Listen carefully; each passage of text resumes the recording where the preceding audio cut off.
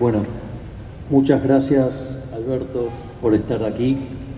Muchas gracias a cada uno de ustedes que están presenciando esta charla, la presentación de este libro. Y lo primero es que uno con lo que tiene que luchar es básicamente con la deshonestidad intelectual que presentan los políticos,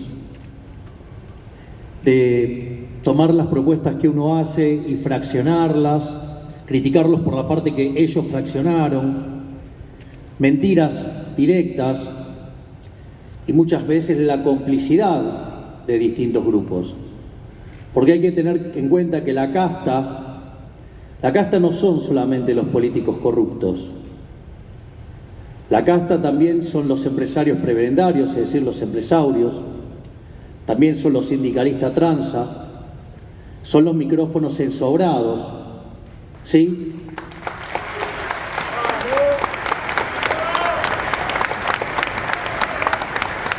Y en ese contexto también los economistas chantas que trabajan para el poder.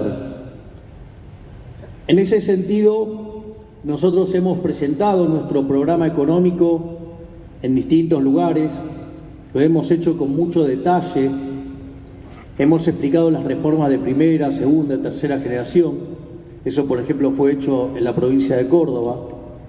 Hemos explicado sobre el caso de eliminar el Banco Central, la competencia de monedas y que a la postre, a los efectos de liquidar el Banco Central podía ser una dolarización, pero que después con el paso del tiempo los individuos podían elegir otra moneda.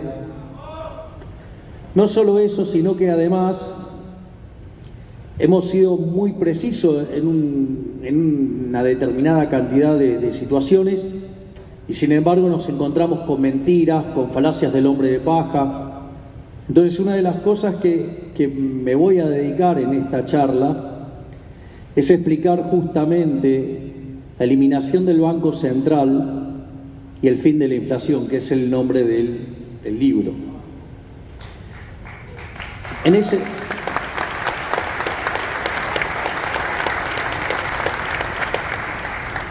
ese sentido, básicamente lo primero que tendríamos que hacer es a la Friedman, ¿no? Primero los datos.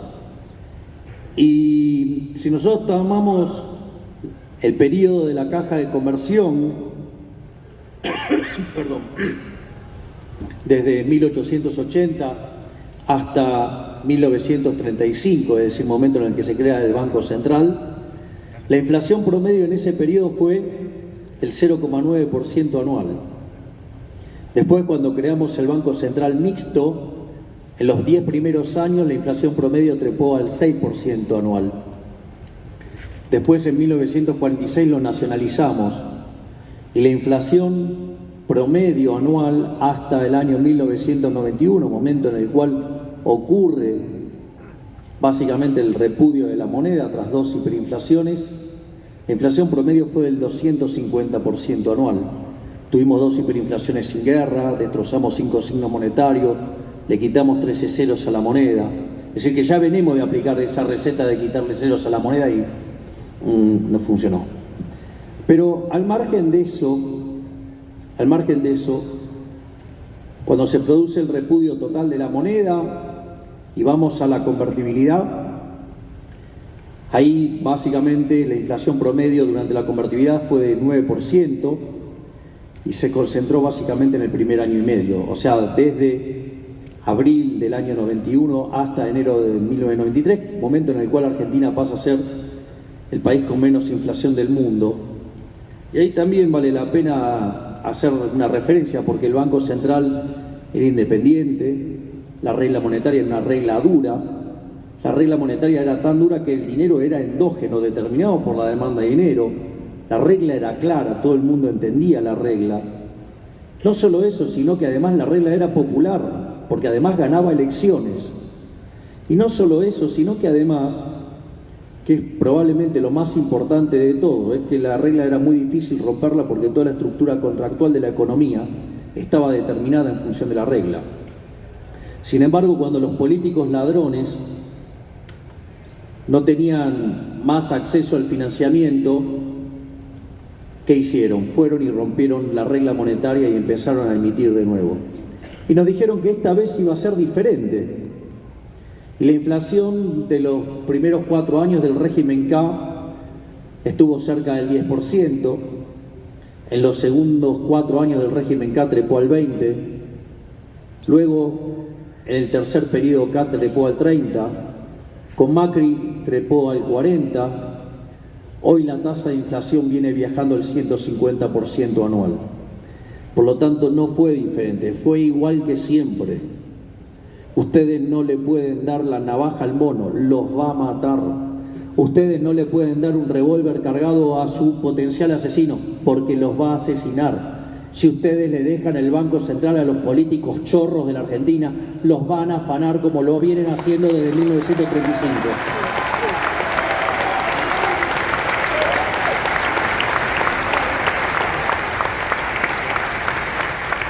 Por lo tanto, frente a esta historia de robo, saqueo, violencia, desde el Estado hacia los argentinos de bien, la pregunta no es ¿por qué el dólar? La pregunta no es ¿por qué eliminar el Banco Central? La pregunta es ¿por qué queremos tener esa maldita moneda llamado peso argentino que nos vive arruinando a todos los argentinos de bien?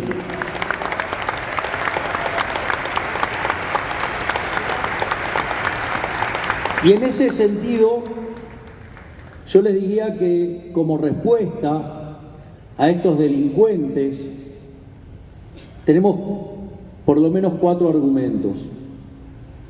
El primer argumento es de tipo moral.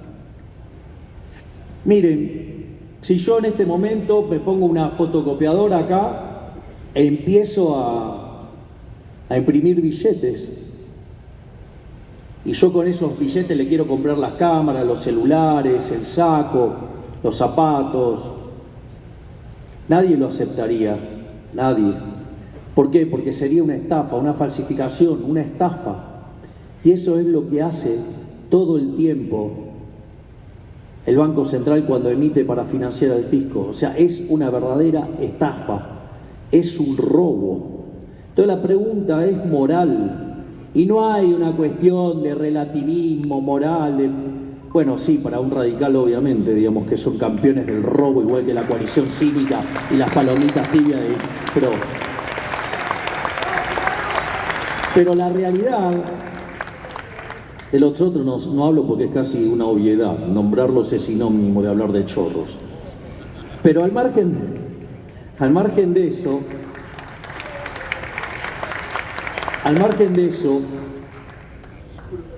por lo tanto, el primer argumento es moral, robar está mal. Sí, tienen que entender que robar está mal. Y el Banco Central es un mecanismo por el cual los políticos le roban a los argentinos de bien. Después hay argumentos de índole técnico. El primer argumento de índole técnico debería ser bastante obvio para un economista, por más precámbrico, rudimentario, tosco, torpe, burro que sea, con perdón de los asnos. La realidad es que si un bien no tiene demanda, su precio es cero. Y si no fuera por el curso forzoso, es decir, que a punta de pistola nos obligan a tener esos papelitos emitidos por el Banco Central, nadie los querría tener. Por lo tanto, la demanda real de pesos es cero. Por ende, los saldos reales deberían ser cero, es decir, la cantidad de dinero dividido el nivel de precios. Y dada la cantidad de dinero, la única forma que eso se hace cero es con los precios tendiendo a infinito. Es decir, que este repudio sistemático de la moneda, lo único que va a hacer es hacer que vivamos con inflación, con la distorsión de precios relativos que eso genera, con los ciclos de boom and bust, con los problemas de la asignación de recursos y todos los daños que causa la economía y la acumulación de capital. Por lo tanto, digamos, se hace una quimera seguir intentando tratar de imponer un producto que nadie quiere. El segundo problema de índole técnica es, los políticos viven quejándose de los monopolios, despotricando sobre los monopolios. La verdad que los únicos monopolios que son malos son los monopolios legales, es decir, los monopolios impuestos por la fuerza, por el mecanismo violento del Estado. Justamente, el monopolio del Banco Central es un monopolio legal, o sea, con lo cual tiene todos los elementos de un monopolio. Por lo tanto, si siempre viven hablando de lo malo que son los monopolios, ¿por qué entonces no terminar con ese monopolio y exponerlos a la competencia? Pero claro, imagínense, ¿qué pasaría con la demanda de pesos? Se desplomaría, no tendrían nuevamente ese mecanismo para robarnos. Otro argumento más es, en un contexto de equilibrio general intertemporal, plantear el problema de la fatal arrogancia. O sea, supongamos que quisiéramos determinar la tasa de interés de equilibrio. Bueno, ustedes pueden hacer el ejercicio de programación dinámica o pueden hacer uno de optimización dinámica por distintos métodos. Pueden hacerlo con, el principio del máximo de contragil, o pueden hacer con el método de Chow para hacerlo vía lagrangiano. O sea, tienen un montón de formas, pero todos tienen un resultado parecido, y es que, miren, la tasa de interés real no tiene que ver con la existencia de dinero. La tasa de interés existe porque existe el tiempo, porque la tasa de interés tiene que ver con un mecanismo de coordinación intertemporal de pasar consumo del presente al futuro y viceversa, o con la producción del presente al futuro o viceversa. En ese sentido, para determinar la tasa de interés, lo que ustedes deberían conocer son las preferencias de todos los agentes de la economía, pasados, presentes, futuros. Por lo tanto, tendrían que saber cómo va a evolucionar la población, las características de esa población, las preferencias de esa población. Deberían además conocer la estructura de bienes pasada, presente, futura. Debería conocer la tasa de preferencia intertemporal de cada uno de esos agentes a lo largo de la historia de esa economía. Deberían conocer las dotaciones de la economía, lo cual parece una tontería, pero en realidad fíjense que cosas que hoy utilizamos para producir hace 200 años quizás no sabíamos que servía para semejantes cosas. O tenemos que conocer la estructura de producción en una estructura de capital heterogénea, con lo cual implica saber la productividad marginal del capital de cada uno de estos bienes, y además tenemos que conocer el progreso tecnológico. Todo eso debería saber el banquero central, y para saber eso debería ser omnisciente, omnipresente, y para además que resulte efectiva la política monetaria a los efectos de lo que quieren hacer, además deberían ser omnipotentes. Es decir, que esta gente se jacta de ser Dios. Y si algo le venimos a decir en la cara, políticos basura, ustedes no son Dios.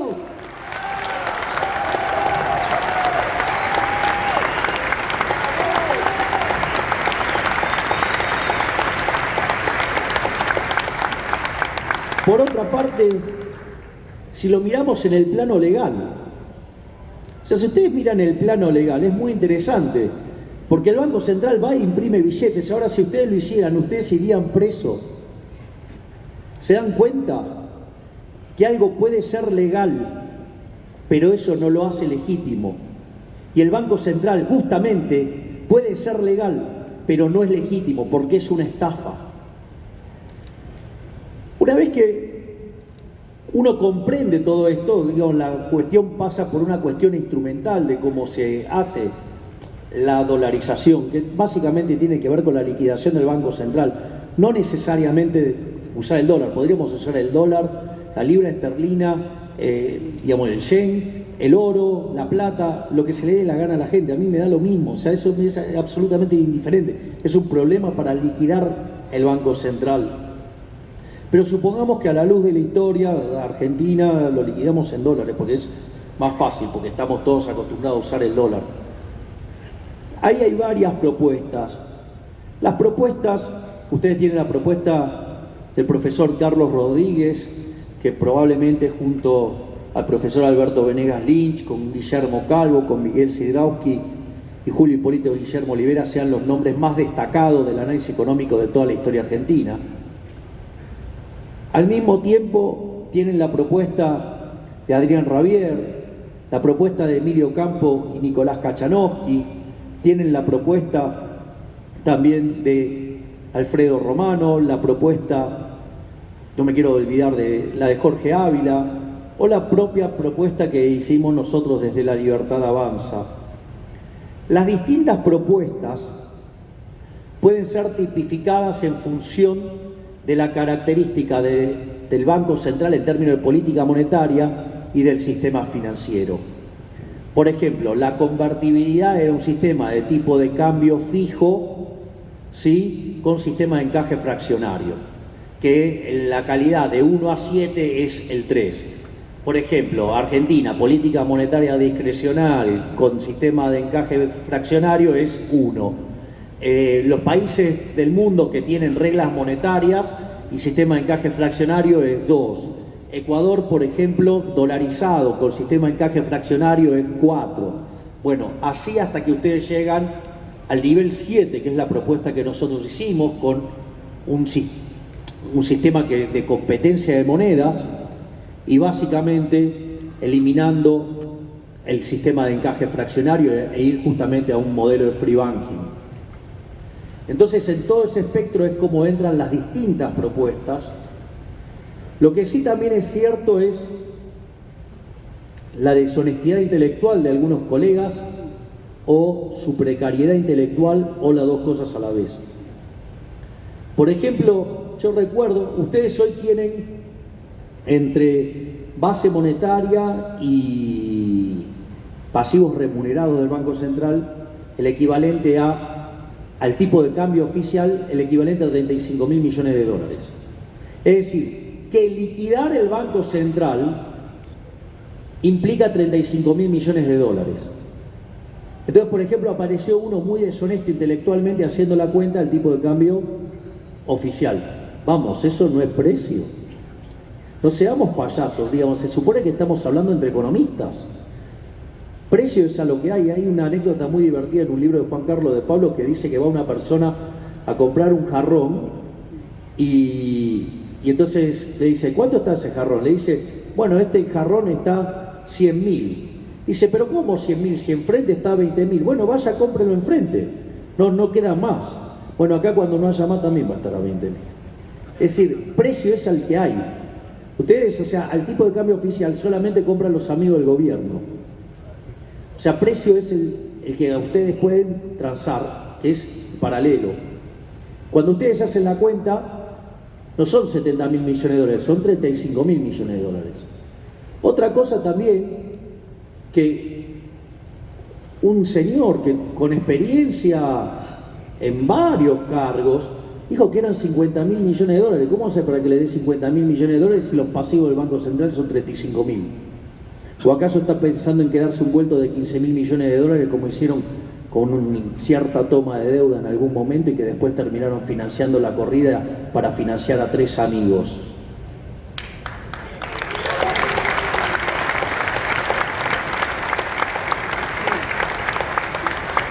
O, por ejemplo, decir que esto implica un plan Borex, o sea, son todas mentiras. A ver, ustedes tienen que rescatar la base monetaria y ustedes tienen que rescatar las letras. La base monetaria son 11.000 millones de dólares. El caso de las letras son 24.000 millones de dólares. Y ustedes del lado del activo del Banco Central tienen las reservas internacionales netas, que a los efectos, les diría que a los efectos de hacer una dolarización, ustedes no tendrían que utilizar la terminología del Fondo Monetario Internacional. Tendrían que utilizar los activos que verdaderamente sirven para hacer estas cosas, y ahí tienen una posición de oro de 4.000 millones, tienen la posición de CEDESA, tienen la posición del BIS, tienen la posición, por ejemplo, de los DEX, todas cosas que ustedes sí podrían usar para dolarizar. Pero supongamos que lo hacemos redondo y en eso tenemos nada más que 5.000 millones de dólares. Son más, pero no importa. Es decir, que nos quedaría por rescatar 30.000 millones de dólares.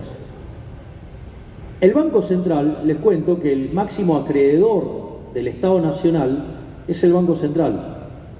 De los 400.000 millones de dólares que debe el gobierno nacional, 75.000 se los debe al Banco Central. Bueno, esto es muy interesante, porque cuando ustedes hacen el cómputo de la solvencia intertemporal y los precios de los bonos y demás, no hacen una limpieza del sistema previsional, no hacen la limpieza del Banco Central, no hacen la limpieza de todos esos instrumentos. Porque de hecho, si lo hicieran, esos activos valdrían cero, por ende, el tipo, digamos, o sea, la moneda valdría cero y, por ejemplo, ustedes tendrían una hiperinflación porque no tendrían esos pasivos un correlato en los activos.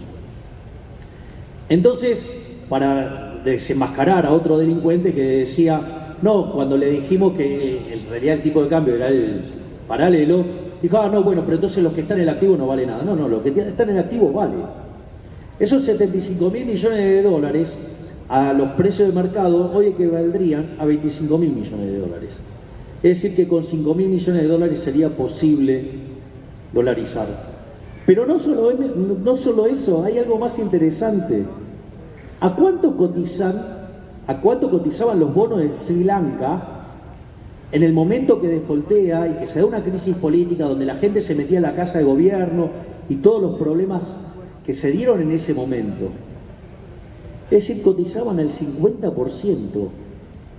Es decir, que si nosotros empezáramos a hacer un poquito, algo, como por ejemplo para parecernos a Sri Lanka, nuestros bonos cotizarían al 50%. Quiere decir que los activos del Banco Central, esos activos, estarían en el orden de los 40.000 millones de dólares. Entonces, la pregunta habría que preguntarle a los políticos basura, ¿a ustedes les parece muy ambicioso pretender ser como Sri Lanka? ¿O acaso son tan degenerados que nos quieren empobrecer tanto hasta convertirnos en la villa miseria más grande del mundo? Que sean sinceros y que digan lo que quieren, porque en el fondo sí es posible hacerlo. Lo que no es posible es hacerlo con los caraduras delincuentes del Frente de Chorros y tampoco con los otros delincuentes de guante en blanco y mejores modales de Juntos por el Cargo.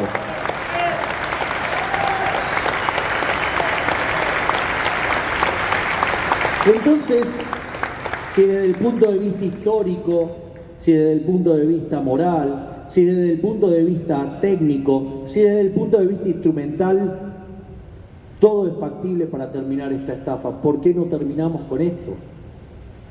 No terminamos con esto por un problema de índole político.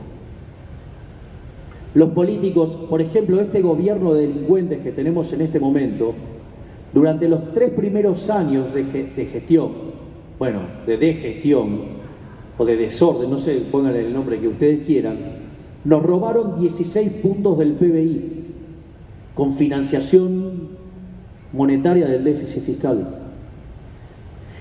Más o menos 5.33 por año, pónganle 5,5 puntos. Eso significa que los políticos nos están robando todos los años 30.000 millones de dólares. Ahí está el problema, muchachos. El problema es que esta manga de delincuentes de la casta política y todos sus socios de casta, ya sean los empresarios prebendarios que se benefician comprando un tipo de cambio ridículo, ¿sí? O los sindicalistas tranza, que antes hacían lío y ahora están calladitos, o los periodistas que están básicamente ensobrados, ¿sí? Y que operan en contra de todos ustedes. Y obviamente nunca podemos olvidarnos de los chantas que tienen credencial de economistas. En ese sentido, hasta me parece obsceno que un economista pseudo liberal, porque ahora ya ni le puedo decir liberal, un traidor, un verdadero traidor, días atrás reclamó por el hecho de que si nosotros dolarizábamos íbamos a perder el señoriaje. Es decir, el señoriaje, es decir, la que le roba los políticos ladrones a todos nosotros, a todos los argentinos de bien. ¿Qué liberal puede ser un tipo que aboga paga por el robo a los argentinos de bien. Un delincuente, un traidor. Por eso se pasó a la fila de Juntos por el Cambio.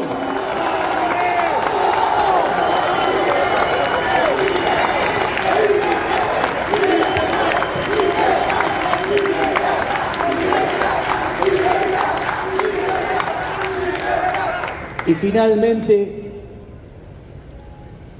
tendríamos que hablar de algunas críticas que se han hecho sobre este tema de la eliminación del Banco Central. La primera es, no me vengan con una falacia ad populum, todos los países tienen Banco Central. Si pensáramos así, en el año 1813 todavía estaríamos defendiendo la esclavitud. Por favor, dejen de hacer argumentos tan ingenuos.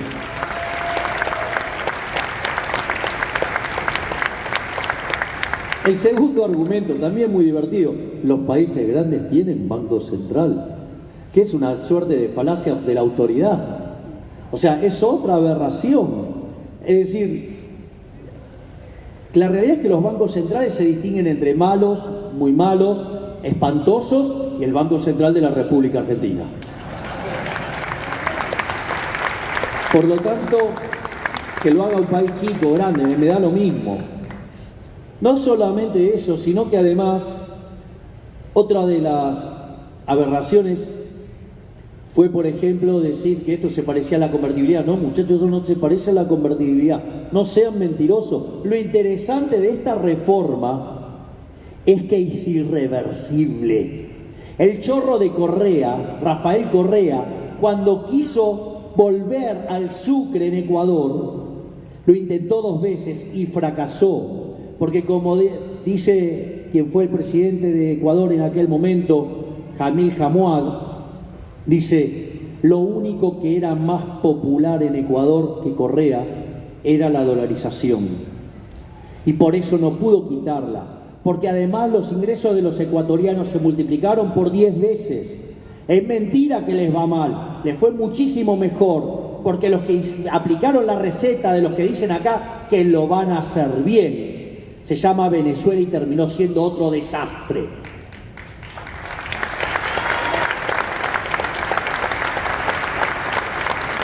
Y los problemas que tiene Ecuador no son por el problema monetario. Los problemas que tiene Ecuador derivan del desparpajo que es la política fiscal. Entonces algunos dicen no se puede dolarizar porque hay déficit fiscal. Yo creo que es una cargada, creo que es una agresión al intelecto humano. O sea, nosotros se supone que en economía tenemos que aprender algo que se llama el principio de clasificación efectiva de los instrumentos de mercado de Robert Mundell. Es decir, si la inflación es un fenómeno monetario, el problema tiene que ver con una solución de índole monetaria. Nosotros decimos el problema es que el Banco Central está en manos de unos delincuentes llamados políticos. O sea, el Banco Central no debería existir. El propio sector privado puede crear su propio dinero. Pero al margen de eso, o la moneda que quieran elegir, que a mí me da lo mismo, la moneda que eligió la humanidad fue el oro y la plata. O sea, entonces en ese sentido, una de las cosas que nosotros tenemos que tener en cuenta, por ejemplo, cuando dicen, no, bueno, pero no se puede hacer porque hay déficit fiscal. Entonces, supongamos que yo llego a mi casa, supongamos que estuviera casado, un supuesto fuerte, ¿no? Estoy casado, parece que ahora es un factor inhibitorio para ser presidente. No estoy casado. Me imagino que algunas de las muchachas que están en el público se van a ofrecer para, digamos, resolver esa problemática. Pero al margen de esa torpeza y de ese nivel de bajeza, a lo que voy es lo siguiente. Llego y cuando estoy con mi mujer me dice, che, no alcanza. Y no alcanza, ¿qué hacemos, viejo? Y bueno, ahí uno lo que... Mirá, la verdad que más de lo que laburo no puedo laburar, más no puedo generar, no sé. Entonces, bueno, uno cuando se encuentra frente a esa situación, ¿qué hace? Baja el gasto. Bueno, acá parece que los economistas proponen irse de caño. Es decir, como hay déficit fiscal, tenemos que tener Banco Central para romperle la cabeza a todos ustedes con el impuesto inflacionario.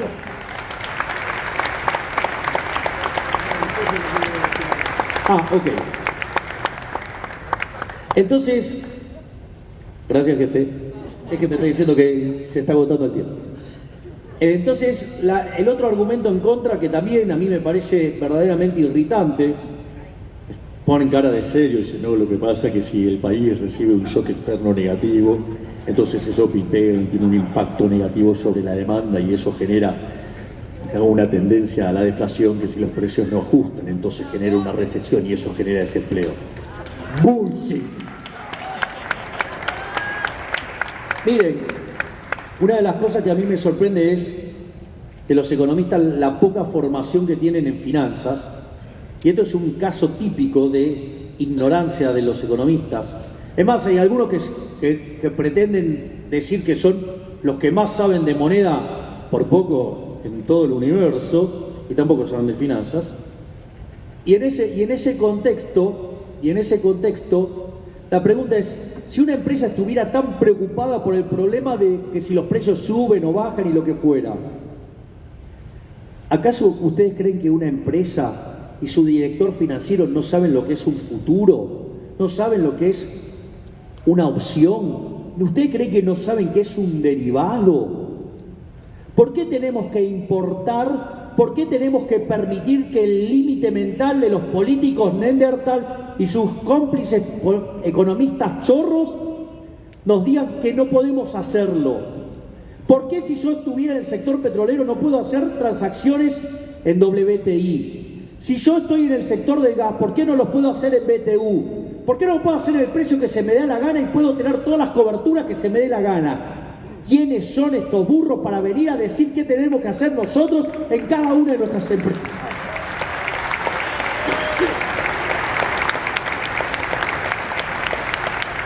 Y finalmente, es decir que hay desempleo. Miren, si hay desempleo, el desempleo existe porque existe rigidez en el mercado laboral.